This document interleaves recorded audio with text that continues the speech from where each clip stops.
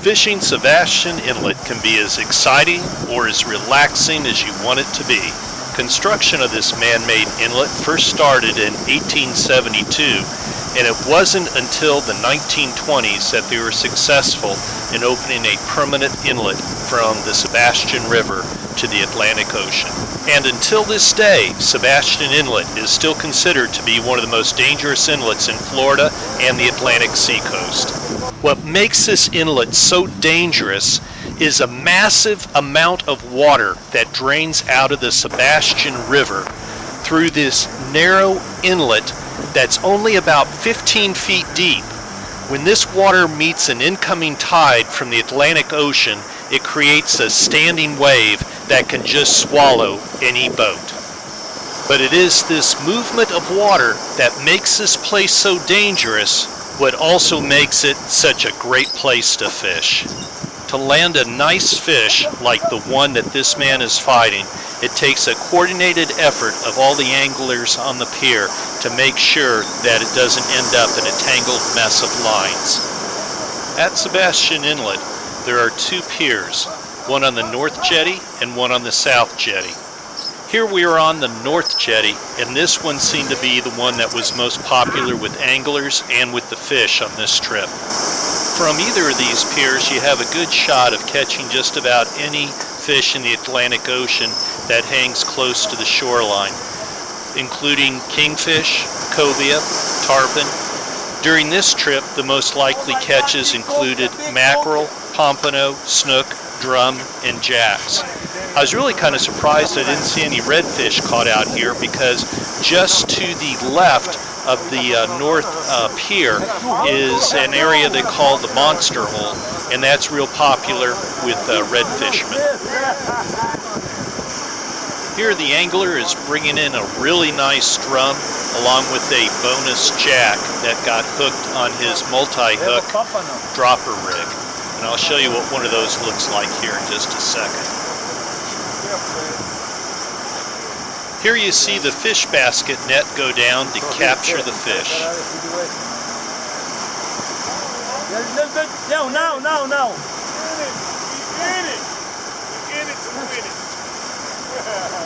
I want to see what we got the fish. Oh, coming off.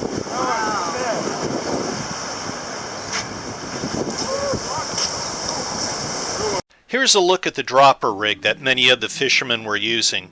To your fishing line you'd attach a swivel. To that swivel you'd tie a piece of leader material that you had tied in some loop knots. On those loop knots you'd attach your hooks. And then at the end or the tag line you'd attach a snap swivel that you would then attach your sinker to. The fisherman who caught the drum was using a size 4/0 hook and a 2-ounce pyramid sinker.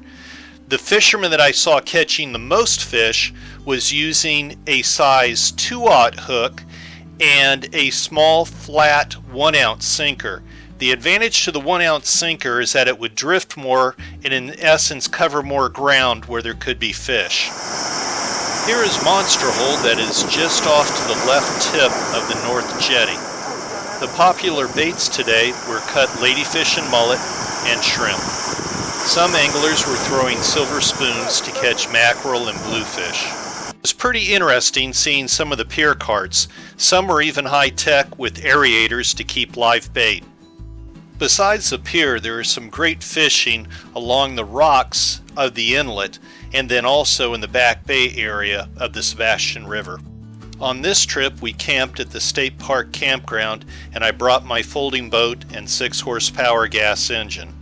But even if you don't have a boat, there is some fantastic fishing along the rocks leading out to the inlet. What I would do is walk down the road that paralleled the waterway going out to the inlet. When I saw nervous bait fish on the surface of the water, I'd make my way down the rocks, and then I would take and I would cast out over where the bait fish were, and then retrieve my lure back and hopefully get a hookup. And on this particular trip, I wasn't disappointed.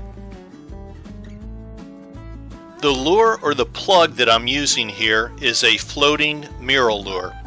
The head is chartreuse Chartreuse is a great color. I've always had good luck with it, but more importantly, the majority of the plug is black.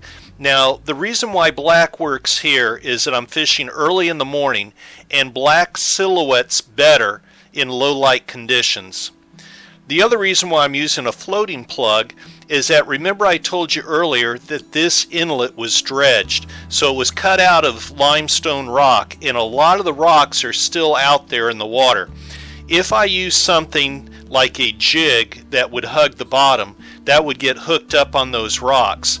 By having a floating plug, that keeps it out of the way of the rocks, and that way I'm able to also keep it out in the water longer and catch more fish. I'm adjusting my drag lighter here because with the plug it has treble hooks, and if you have your drag set really tight, you're going to pull those hooks out, so it's better to have a light drag when you're using a plug.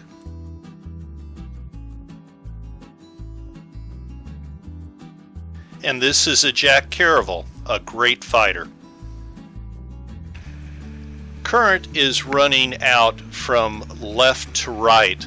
So what I'm doing here is I'm casting up current so that my lure, when I'm retrieving it, comes down current as it naturally would. And the predator fish face into the current and they see that lure coming. Also, the retrieve that I'm using is a jerk, jerk, pause, jerk, jerk, pause. This also is an effective retrieve for getting strikes.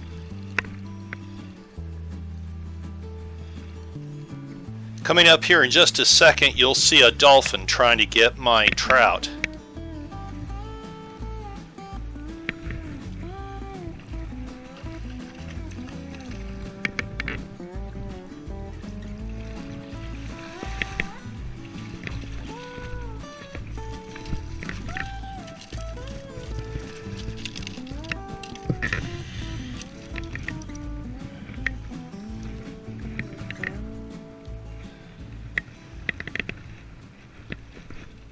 Forceps are a fisherman's best friend in keeping your fingers from getting stuck by all those treble hooks.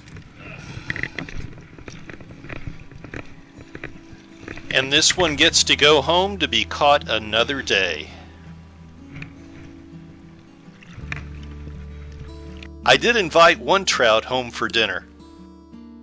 Besides the fish and the dolphin, I also had this small sea turtle come by to say hi. Last but not least, one of my favorite inshore species, a snook, were eating my plug early in the morning. If you want to catch some of the really big snook, you need to catch yourself some live mullet in the range of 6 to 12 inches and fish at the end of one of the piers during the nighttime during a full moon.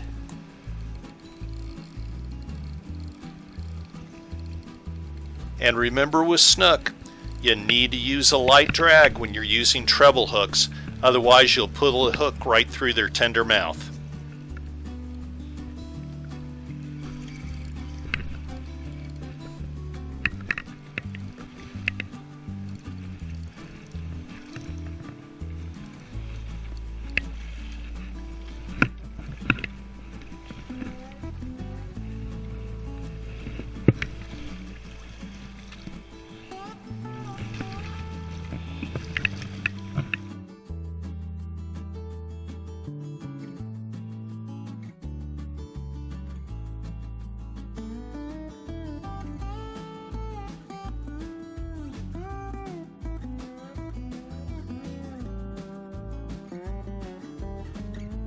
I never get tired of catching snook.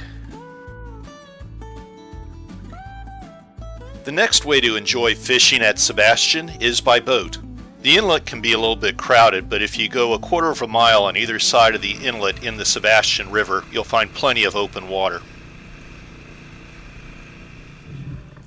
We found concentrations of fish along the mangrove shorelines and then also around sandbars in the river. That fish that just attacked the boat is a ladyfish, also known as a poor man's tarpon. They're great fighters, but not very good table fare. But they are fantastic baits for redfish and snook. This lady was kind enough to release herself, so I didn't get my hands slimy. Next up is a pompano that took a white jig fished on the bottom. Normally pompano are found out in the surf, but when the water quality is good, you'll also find them inside the river. Unlike ladyfish, pompano are excellent to eat.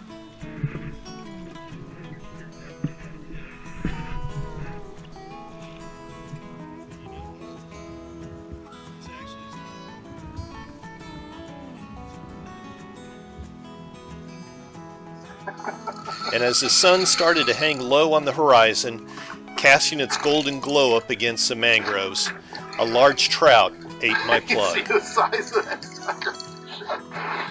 Okay, where's the net at? Where's the net? Hand me the net. Hand me the net.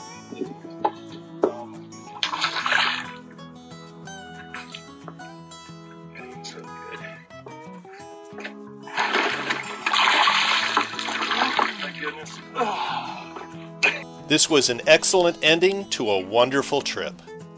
At Sebastian Inlet State Park, there is also surf fishing, a fishing museum, hiking and biking trails, fantastic beaches, and world-famous surfing. Just down the road is Pelican Island, which was the nation's first national wildlife refuge, the historic Jungle Trail, the McClarty Treasure Museum, and you're just minutes away from the city of Sebastian, and great restaurants. Thanks for watching. If you enjoyed the video, please like it. If you're not already a subscriber, please join so you won't miss the next adventure.